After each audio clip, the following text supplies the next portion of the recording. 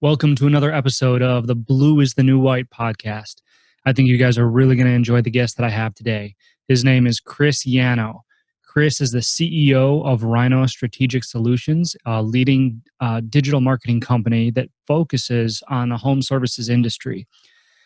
He's also the host of the popular home services podcast, To The Point. If you haven't listened to it yet, I highly recommend you checking it out. And he's also an experienced business owner, investor, and philanthropist.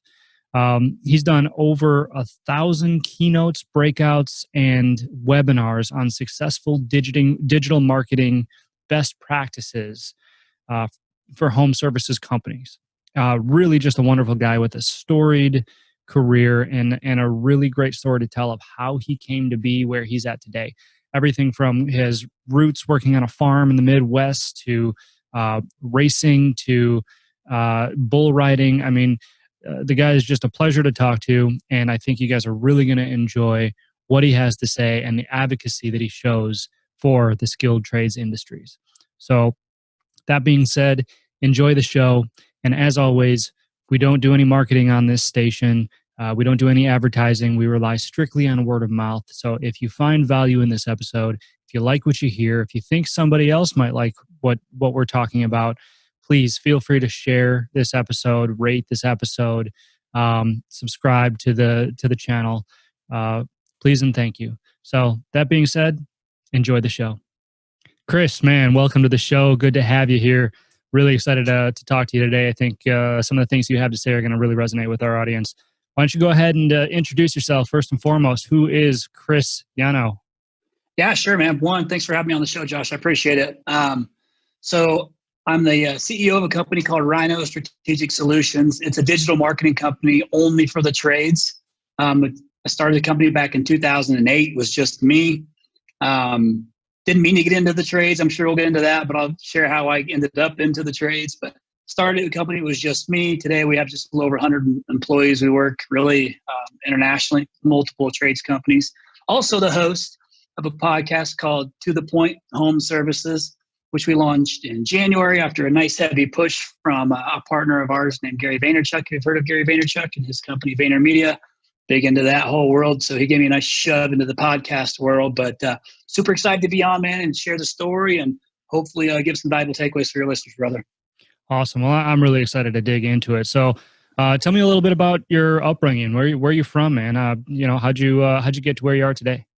So I'm from the Midwest originally. Now today I live in Arizona. I'm actually, with all the quarantine stuff, thankfully I'm blessed enough to have a cabin up in northern Arizona, which is where I'm at today.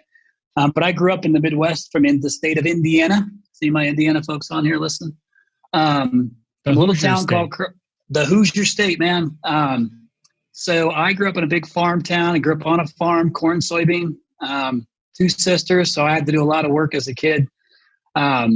I went to high school there, went to college there. I didn't move to Arizona until after I graduated college. But if you will kind of want me to go down that path, I can at least kind of give you the tee it up on how I ended up where I am today. If you want me to kind of just take you down that path, so you want me to do, Josh? Yeah. Cool. All right. So it's interesting because of all the interviews I've been on and keynotes and things, I've always been very candid, very transparent, which is some of the core values of just me personally, but also our company, is I share it and I tell it like it is. You never have to guess with me. And so it's been that way really my entire life. So when you grow up on a farm, you learn work ethic as a kid, whether you want to or not. Like, you got to do the work. So you may hate it. You may be pissed at your parents, but you got to do the work. So you're learning work ethic as a kid. Well, what I did was I got into athletics because I thought I want to try and spend the least amount of time at home as possible. So I knew my one loophole was if I just tried to play every sport I possibly can, then I could stay at school and I can go through practices, and I would take all the extra practice I could get just to not have to go home, because it was the one thing where my parents wouldn't bust my chops about not doing work at home. And it didn't always wait for you. So I got really good at a couple sports, wrestling and soccer. For example, I was my family was big into racing. If Indiana is very popular for basketball and for racing, if you don't do one, you got to do the other, somewhere around there. And I was good at basketball. I wasn't very tall. I was really good at racing. My grandpa raced, my uncle raced, so we started racing. So I was trying to do everything, man, sports, racing, you name it. And I got really good at a few of them. And so I went to college to Indiana State University. In case there's any of my ISU alum on there, what's that? Shout out to Larry Bird. So I went there and wrestled and played soccer in college. Kind of put my racing life on hold a little bit in college because I had to start paying for it myself. It's expensive, so I couldn't do it. So you're going to love this, Josh. You're going to learn something really good about me right up front. So I went to college for 4 years to get an associate's degree. You know how long it takes you to get an associate's degree? I do. 2 years. I went to college for 4 years to get a 2-year degree in criminal justice. And then when I turned 21, I got a DUI. So when you get a DUI, that kind of negates your criminal justice career. So I thought I was going to be a sheriff at some point, but that kind of ruined my plans. So I had to pivot and do my own thing. So my sister moved out west, my older sister, and went to go work for this little company called Google back in 2000, which was just much different than it is today. And she had said, well, why don't you move out west? You know what?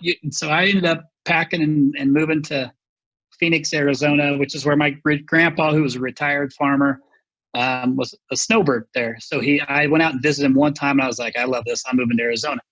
So I moved out west. She was in LA.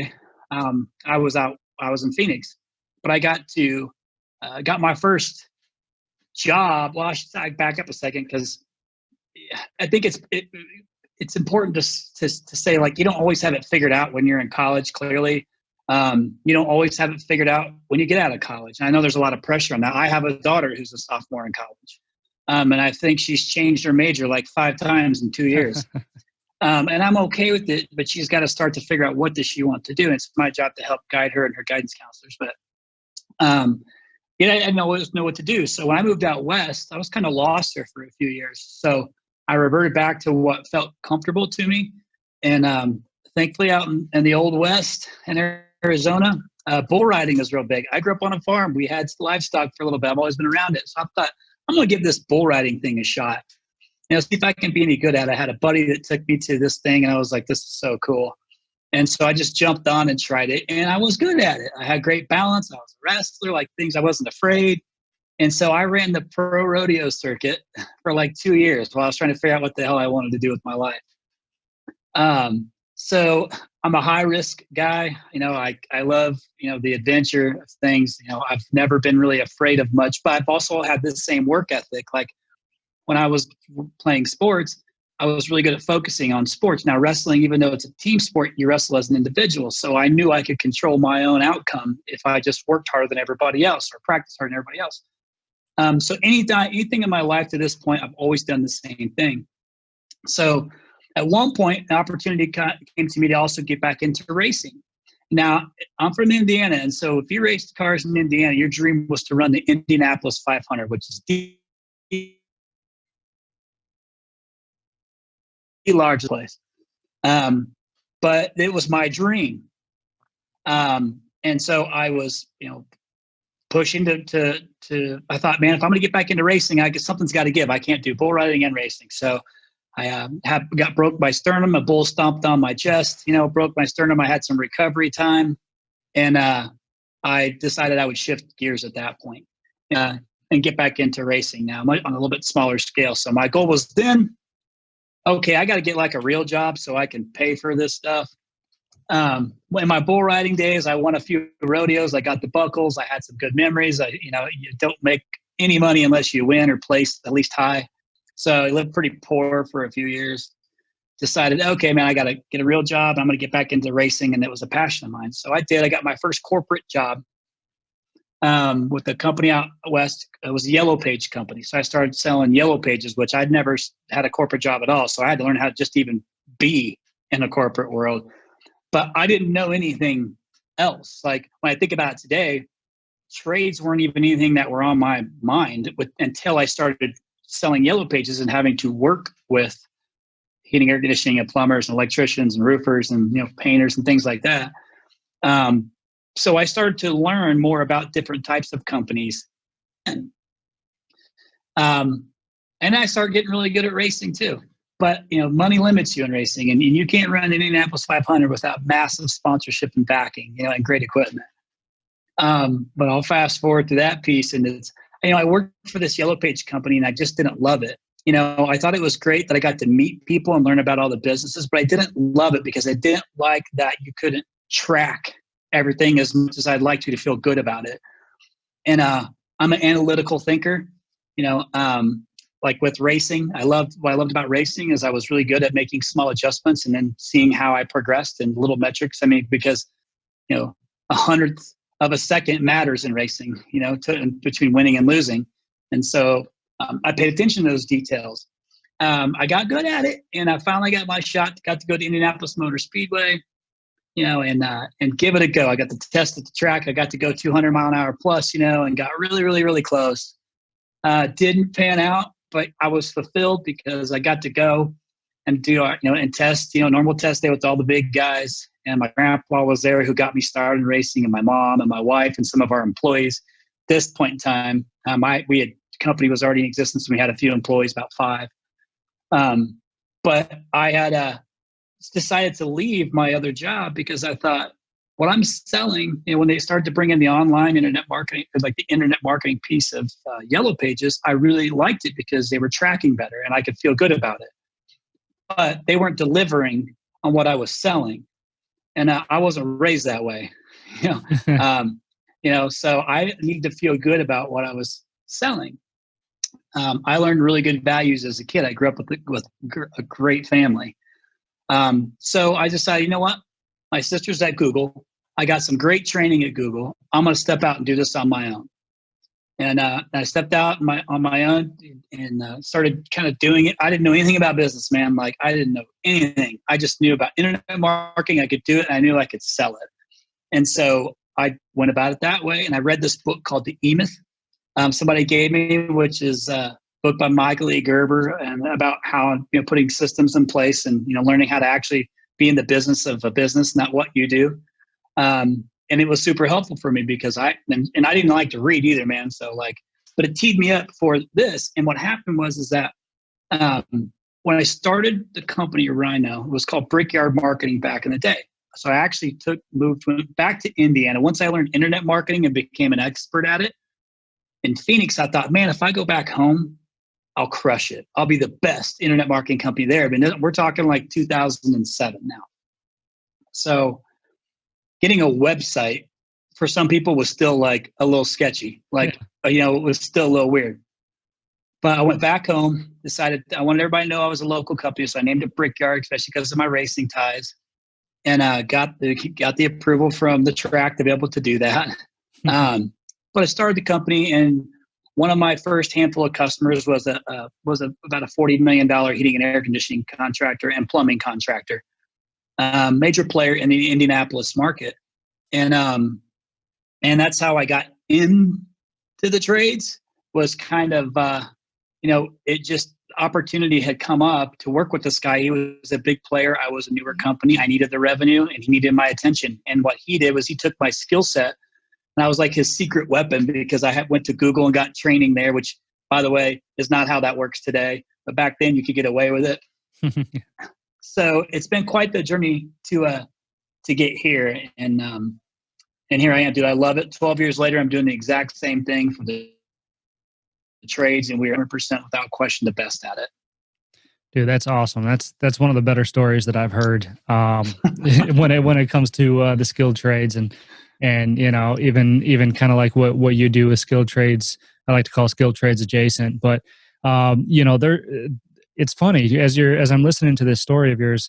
I'm drawing similarities. I grew up in the Midwest too. I'm from Kenosha, Wisconsin, and I also grew up on a farm. So I grew up, with a high work ethic. Now, the farm I grew up on wasn't a functional farm. It was my whole family's in the stunt industry, and we actually converted this farm to a stunt school, taught people how to break into the industry. And I say that because it leads me into the next thing, which is the bull riding. I never rode bulls, but my dad did, and he was a stuntman also. Yeah, but I used to. So we had this patch of walnut trees in the backyard, bunch of walnut trees, probably like 12 of them. But he strung up a barrel between the trees, and then you had people pulling on every side. So like a homemade mechanical bull, Yep. Oh yeah. And so I spent a lot of my childhood riding that mechanical bull because that thing, that was fun. And I spent hours on those barrels, man. I mean, so many, just trying to learn your balance from the lean forward and back. And it was hours. Yeah, that's the only reason I go to a bar anymore. Yeah. The bull riding. Yeah. But no, that's a really cool story. And I think that's gonna resonate with a lot of people because it's almost like it's an adrenaline filled life. I mean, it sounds like a lot of fun, a lot of hard work, but a lot of fun to get you to where you are today. So I'm curious with, working with these skilled trades companies that you do today and interacting with them, is that, especially growing up on a farm, is that a perception you had back when you were in high school? Did you always appreciate the trades, or did you have a different perception of the skilled trades when you were younger? I'm glad you asked that question because I think this is important because it's something I think needs to be different than my experience. I knew of the trades, but only because I went to school with a couple of people and they owned a heating and air conditioning company in the small town I grew up in, which is about, if I say town, I'm talking about the county I grew up in, was about 60,000 people, like in the county. So you kind of knew then, and I'm talking like I was born in 1979, so I'm 41 years old. But when I was in high school, 93 through 97, I just knew of them because I went to, one of the girls was in my class. I graduated with just a little over 100 people. So, and they were kind of like the heating and air conditioning company in town.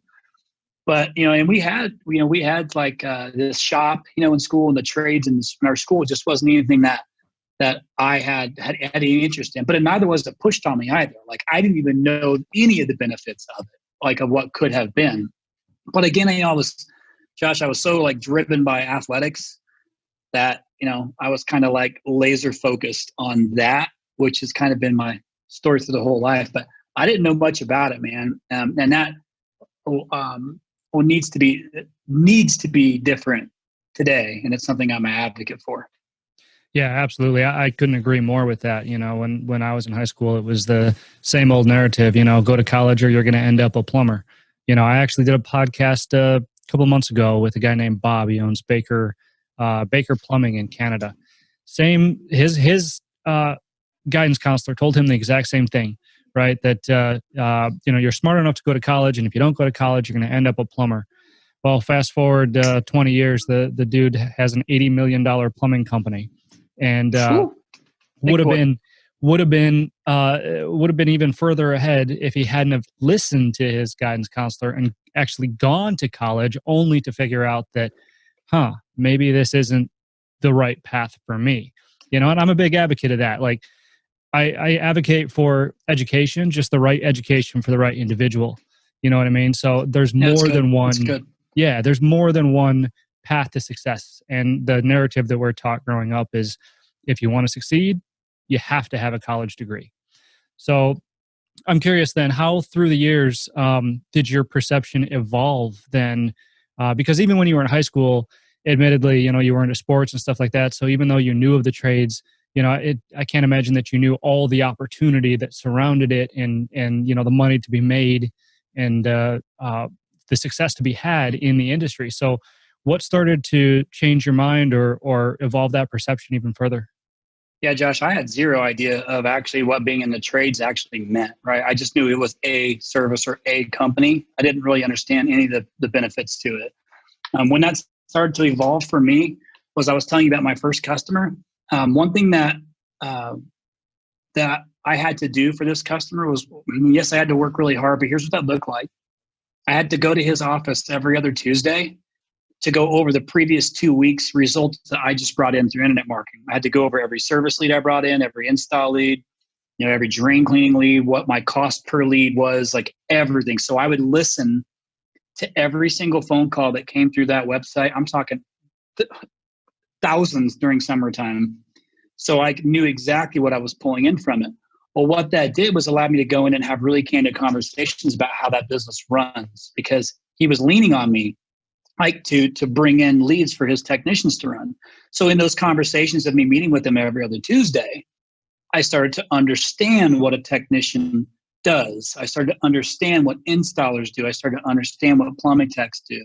And then at one point I got curious and I was like, what do these guys make? Because I'm trying to figure out, I'm bringing in X amount of leads. If you're closing them at 38%, and your average ticket is X. So I'm trying to think through, because I told you in the beginning, I'm an analytical thinker. So I'm trying to think through numbers. So I at one point asked, like, what do these guys make? And he was telling me, I was like, you kidding me? Like, that's great money. Like, and that was, so this technician, like, shortage or whatever you want to call it, pre-COVID, has always been something that is, for me in the 12 years I've worked in the trades and digital marketing for the trades, the technician shortage has always been a thing. But that's when I first started learning, and back in 08, 09, was what technicians actually do and what they make.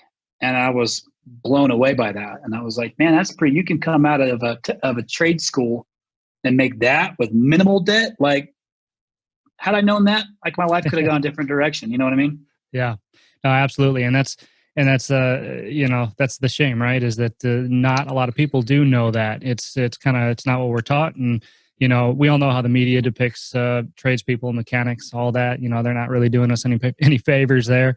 That's why every time you picture a plumber, you're thinking about his ass crack and his wrench. You know what I'm saying? And the reality is far different. Yeah, you know what they depict us as now, or the trades are now, as an essential business. Like, that's right. If you're in the trades, you're thankful that you're in the trades, because you're an essential business while these restaurants are going home, while these bars are going home, while these retail stores are going, like, you can't go, dude, like, the world deemed you an essential business if you're in the trades. Like, if that's not the best selling piece ever to get it, to consider getting in there, like, I don't know what else to do. Oh, absolutely. I had that conversation with my entire company when this whole thing's happened. I said, look, hours are going to decline. We know that, that there's our main demographic is struggling right now. But listen, the world deemed you essential to its survival, and that means something. So let's go to work. Absolutely. Love it. And that's exactly what they did, and it's the truth. I mean, and COVID or not, no matter the situation, the skilled trades are essential. They manufacture civilization and the world as we know it, as we see it today. Right. Yep. So I'm curious. I've been waiting to ask you about this since you said it, but let's go. Let's go. So 4 years to complete an associate degree that should have taken you 2. Man, what's up? Man, so I treated college like a big party, and I didn't get the best grades. I leaned heavily on the fact that I was an athlete. I took complete advantage of it. I joined a fraternity. My fraternity brothers got me through a lot of stuff.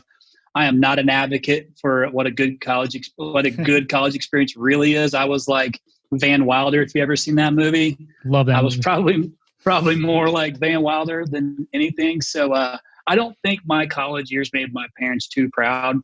But I look back at it now, and I had a great time. But man, it was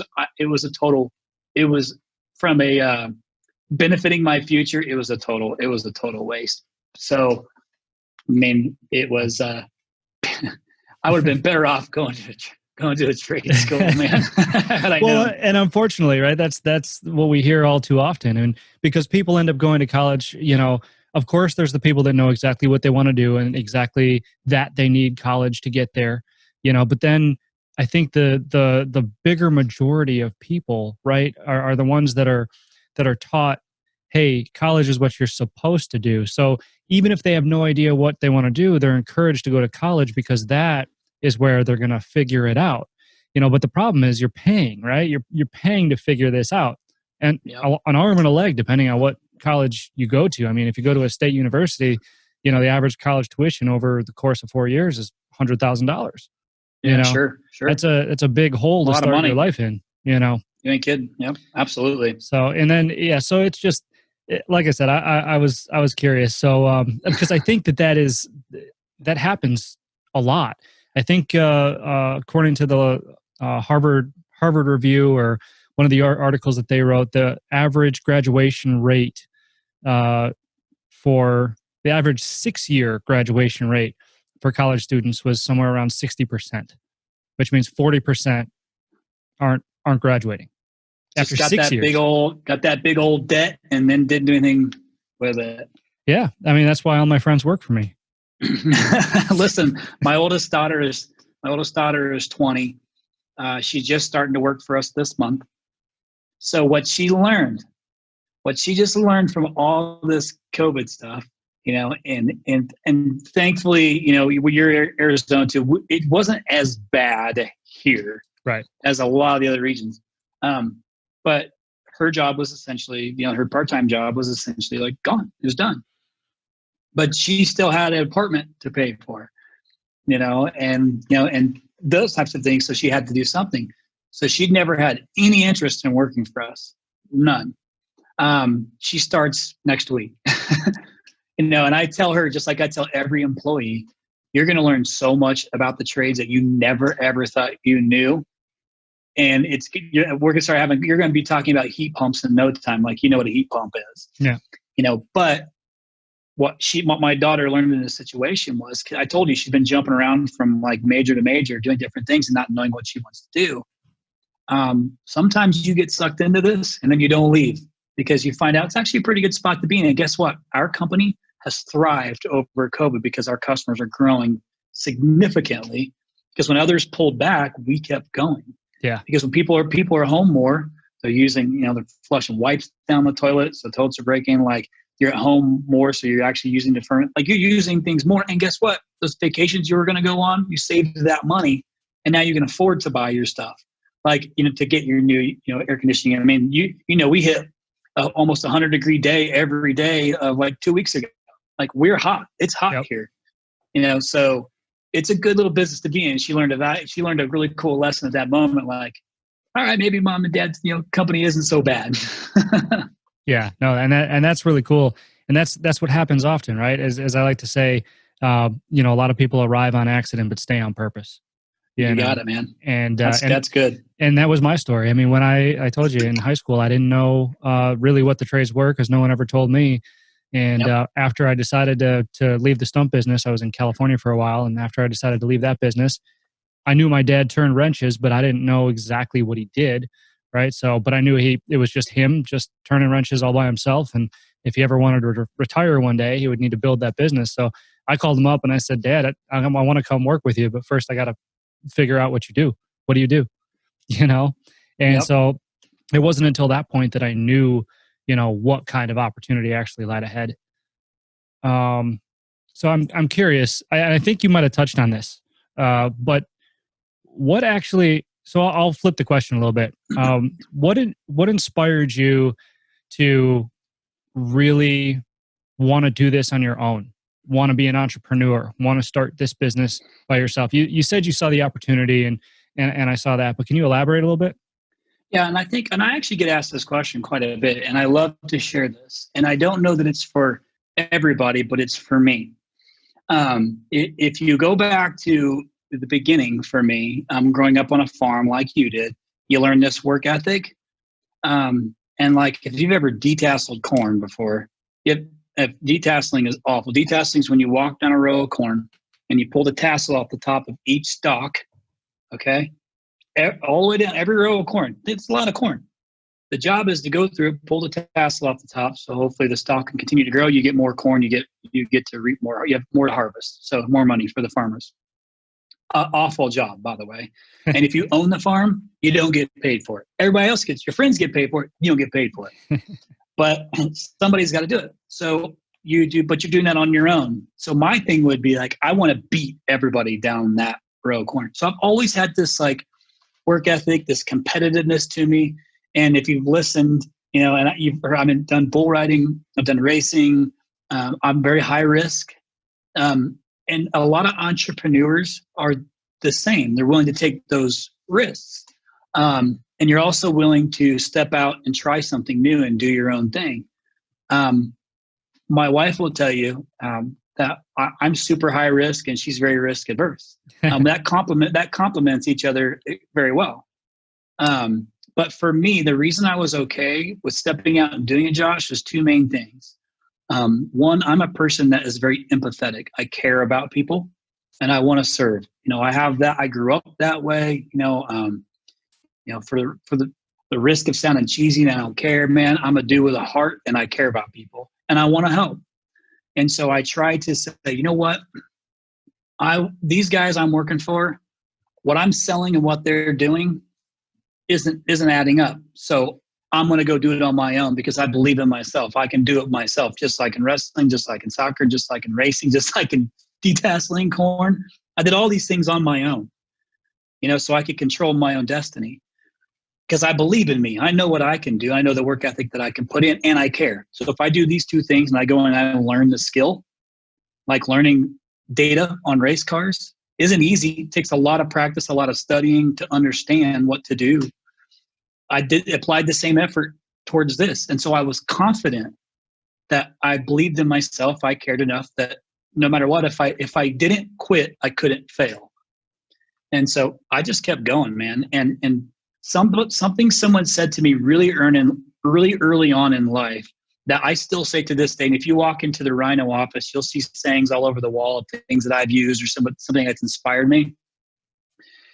That I say that if your action doesn't match your ambition, it's useless. If your actions don't match your ambition, it's useless, man. So if you listen to a podcast and you get jacked up and you take some notes and you're like, oh yeah, like let's go. And then you don't do anything with it, you just wasted your time. And the unfortunate part is that's what most people do. It's just easier to do nothing. Mm-hmm. But what I love about this COVID stuff, Josh, is it put people in a situation where you had to do something. You had to pivot. You had to be creative. You had to step out like an entrepreneur would step out to figure it out. Or you failed, or and a lot of people, unfortunately, maybe you don't know what to do. So, they listen to your podcast, listen to our podcast, or they listen to any podcast, or go and watch somebody speak or whatever. But people are trying to learn. Well, they learned a little too late, mm-hmm. but now they know, and it changed the trajectory of their life. I'm excited for that piece of it. But yeah, man, like the pivotal things about me that helped me step out is one, I cared and I believed in myself. And I knew I could get those two things done to help others. That's really cool. And I'm so glad that you said that too, because sometimes I feel like I'm on an island, for being even overly optimistic about the situations in front of us, because why not be? Well, and that's just it. That's my thing, right? And to your point, I'm one of those people that, I operate best when my back's against the wall. And I think it's because I have an entrepreneurial spirit, right? The true kind of entrepreneurial spirit. Like I will do anything and everything that it takes for my business to succeed.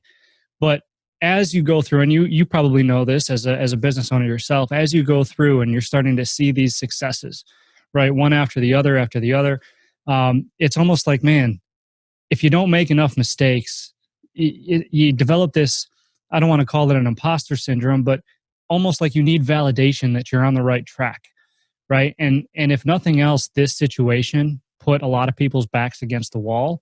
And to me, I look at it as an opportunity for me personally to say, all right, I know what the hell I'm doing. Let's go. Let's do this. Yep.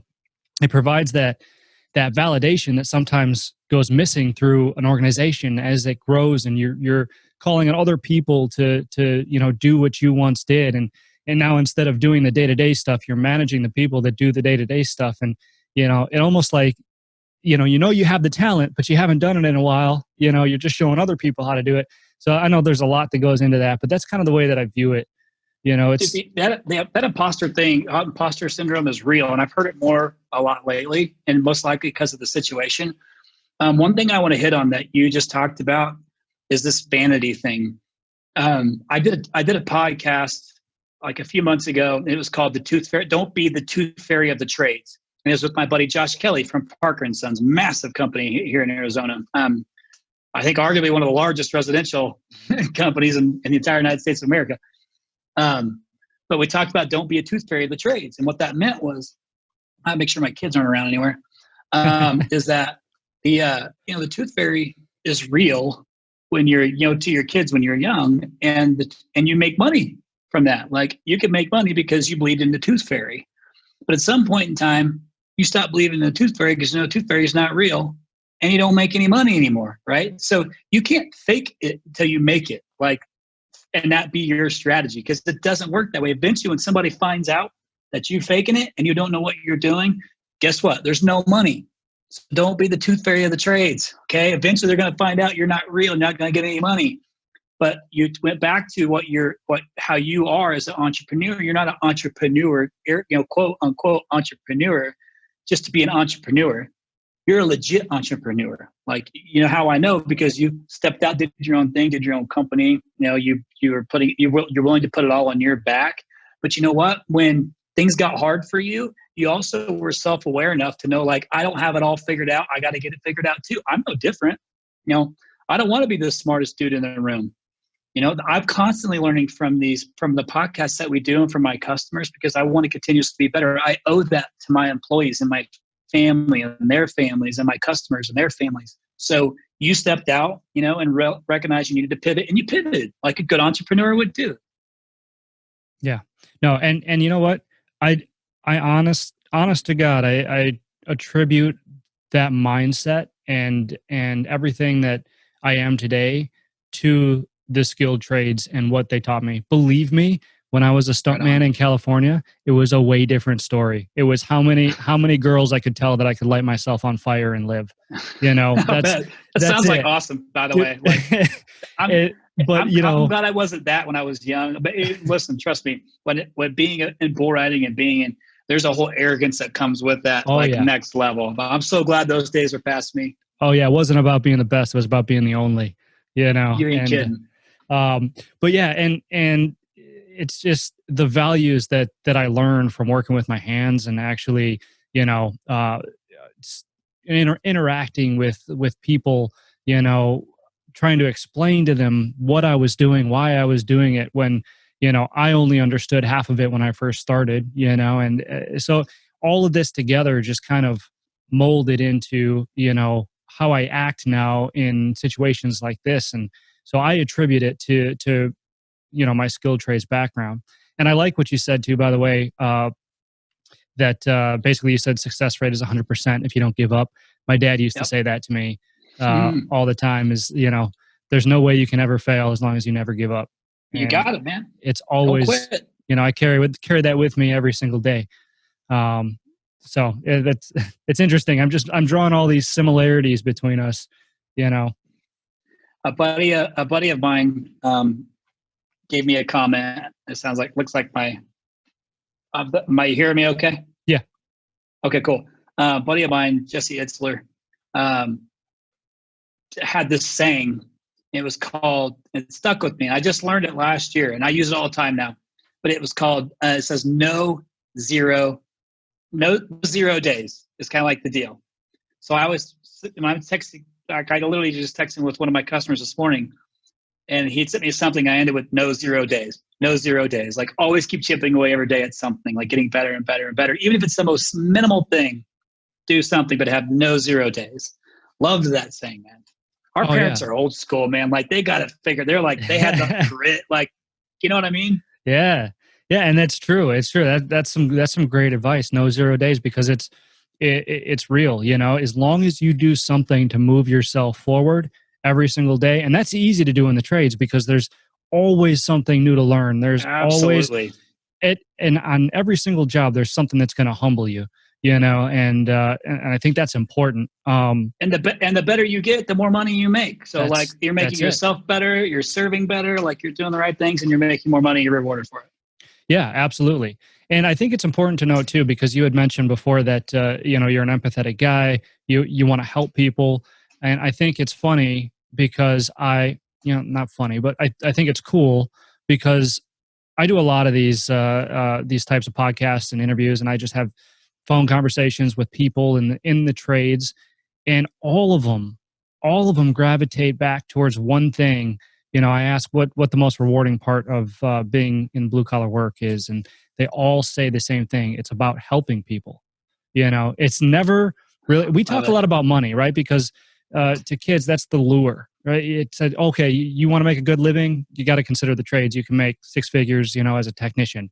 That's awesome. But at the end of the day, whenever I bring this up with the people that I talk to, it always gravitates back to helping people, seeing the look on their face when you do something for them that they couldn't do themselves.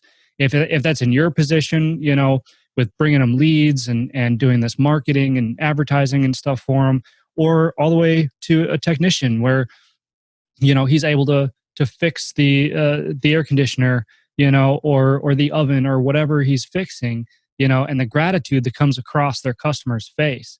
That's what it's all about, man. Yeah, it's a big deal. Like, and it's not glorified because, we're HVAC contractors or plumbers, electricians, but it's a big deal. Listen, in the middle of summer, if you didn't have air conditioning in Phoenix, Arizona, you love the air conditioning guy when he comes and fixes it and fixes it fast. If your plumbing backed up and you didn't have any plumbing and your septic is backing up or your sewer is backing up, like, guess what? You're going to love a plumber too, because you don't want your house smelling like that. Like, so this is why we're essential. You can't live without these things. Like, you have to have these things, but you have to appreciate what you do, because at some point it's not about the money. Like, you're a human being with a soul and a heart, and when you go and take care of somebody, it's easy to say, like, man, I got that job knocked out, I got 3 more.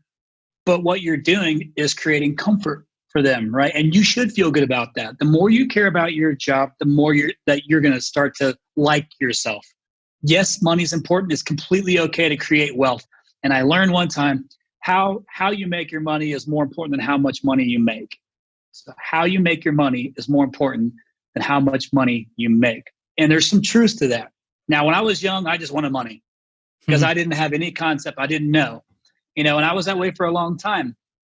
But with RYNO, I've never chased a dollar. I've never said, yep, I want to be a $20 million company this year. I've always chased the level of service. So my number one is taking care of my employees. If I take care of my employees will take care of my customers. So I do everything I possibly can to make sure they're cared for, that they have education budgets, that they're getting better. And then we do service days once a month. That's a lot of payroll of hours where I go and just serve somewhere, so that way we can connect as human beings. Because you have to care about you, man. You got to feel good about you and what you're doing. It's my job to make sure you understand, and your job to make sure that your employees understand why what they're doing actually matters beyond the dollar. You got to feel good about what you do, man. You got one life. You got to get it right. That's it. That's absolutely it. Success is about more than money, way more than money. You got it. And it is a shame that most people don't figure that out until a little bit later in life. Because like you, I was the same way. When I was a kid, I mean, that's what it was about, right? How many things can I buy? Got it. Absolutely. But especially if you grew up like, I don't know about, even you grew up on a farm, you don't grow up wealthy. No. So I just had I was just texting a picture to one of my buddies of these Air Jordans because I watched The Last Dance, and the Michael Jordan story. And so I bought like a couple of pair of these Air Jordans. When I was a kid, that wasn't even an option. Like, I was lucky I got my one pair of school shoes, and that's it. Like, that's what so, it's not everything. You learn how to be okay with it. But then when you don't have it and you get it, like, that talked about a learning lesson. I had to work through that, man. That's a real thing. Oh yeah. Yeah. A lot of people do. So I'm curious, just a couple more questions. I know your time's valuable, but you work with a lot of different clients, a lot of people in the skilled trades industries. I'm curious if there's a specific trait that stands out to you that they all share. Oh man, that's a great question. I would say growth is probably, if I had to give like one word, it's growth. But growth has multiple meanings to it. Yes, they want to grow their companies. They bring me on board to help them grow their companies. And I'm going to brag and let you know, we've grown lots of companies by millions and millions of dollars. I'm very proud of that.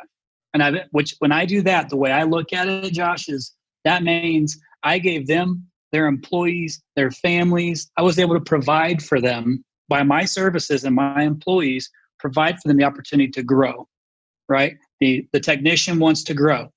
The company wants to grow. So the owners want to grow. I get to help them do that. I'm not the only answer, but I'm certainly a big piece of that puzzle. And so we have the same common goal. We want them to grow.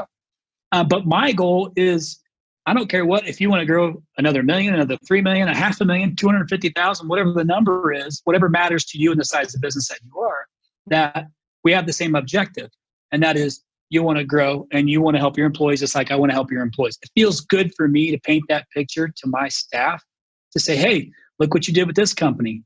This guy was a 2-man deal, just trying to get started, was afraid to death to spend money with us. We took him on board. He went from, 700,000 to 1.1. That's a massive jump in that world. Created opportunity for his technicians to grow and for the owner to add more people and grow their company. So growth in that way is important because they need money to grow, but they're also growing their technicians or their staff, or, and that type of stuff. So I share in that passion. Yeah, no, that makes a lot of sense. The skilled trades companies are some of the fastest growing companies in all of business today. People don't realize that. They far outweigh the average growth rate of general industry. Absolutely. which is huge too. Which is also scary with the skilled trades gap. You have a growing growing industry with a dying profession. You got it. It's scary, and it's this. I hope that this essential business designation really shines the light on exactly that. Because you're right, man. Like it's not going away, and it's only growing. What's not growing is the lack of, or the people that want to do it. Even it's because they just don't understand all the benefits to being in the trade. The perception that what the trades is their reality. It's not the real reality. Yeah, absolutely. And it's a hard thing to break through because it's human nature to take things for granted, right? And things that you're surrounded by every day. And if you think about it, the skilled trades, I mentioned that they manufacture civilization as we know it. The roads we drive on, the cars that we drive, the electricity we use to charge our phones so we can scroll through Instagram and Facebook and YouTube, right. all that. It's all a result, right? But it's all around us. We're surrounded by it. So it's like, I like to say, it's like that sock on the dryer that sits there for 4 months. Eventually it becomes white noise and you don't appreciate it as much as you do when you realize you don't have it.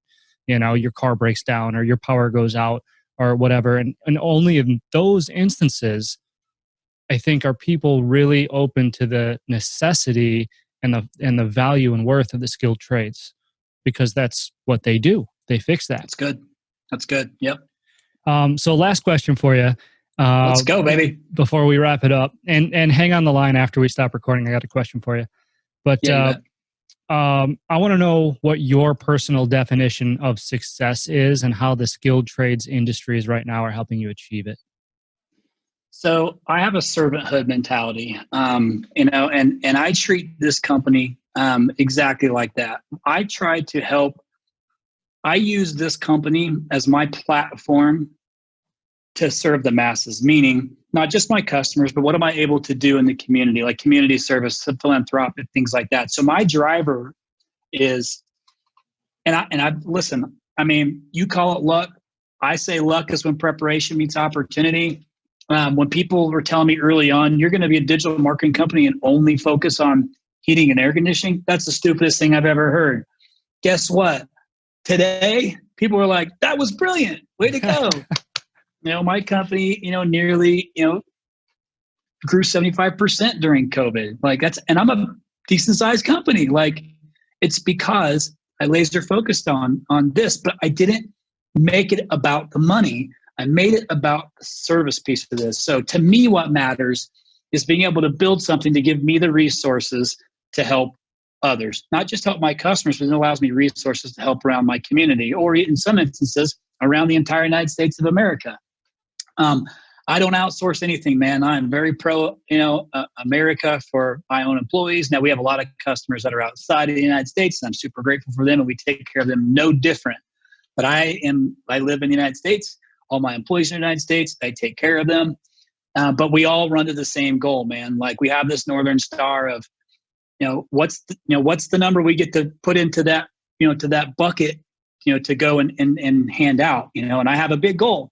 I have a big goal I'm shooting for, a 5-year plan, to be able to give out, a couple of $1 million in charitable donations, and that makes me feel good, but the only way I got there is because I was growing my customers and growing my employees. So I did it the right way. I'm doing it the right way. Have I got it all figured out? Nope, but I'm okay with that. But I know I'm doing the absolute best that I possibly can to hit that goal. And I learned this in the trades. What I like about the blue collar side of the trades is I grew up that way. I'm from the country, man. So when I started to build this business, I already knew how to talk internet marketing to a contractor because I learned the internet marketing side. I knew the blue collar side. I grew up in that life. It was an easy connection for me. I had to learn the corporate side. I had no idea. I was clueless whenever I went in to go meet with Carrier Corporation. I was so out of my element because I didn't know that side, but it's the root of me now today, way different deal. But the core came from that whole, wanting to be as helpful as I possibly can. Man, my grandpa was old school farmer. You do what you say you're going to do. You shake their hands. There's no exception because you got your word and you stand on your word. And if you go back on that, you can't get it back, or it's going to take you a long time to get that thing back.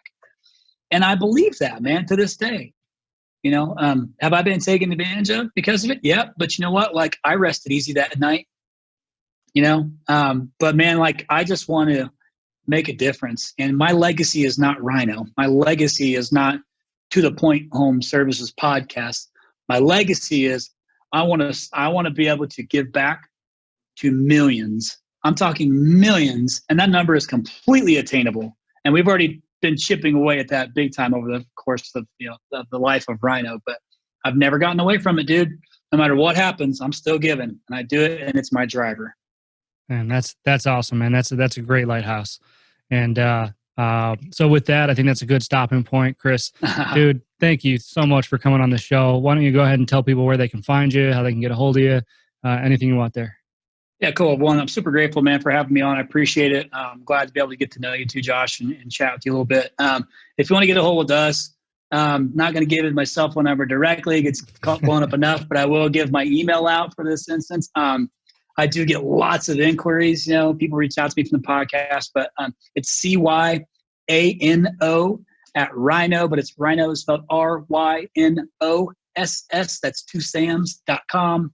So CYANO at RYNOSS.com. Or you can go to LinkedIn and hit me up on LinkedIn. Chris Yano is my name. Or go to any of the RYNO, social pages, RYNO website. You can go. Everybody knows how to get a hold of me. I'm super accessible. It just sometimes has to be filtered by my assistant or somebody else because I also get lots of solicitations. I hear you, brother. Cool, man. Well, thanks for coming on the show. I appreciate having me, man.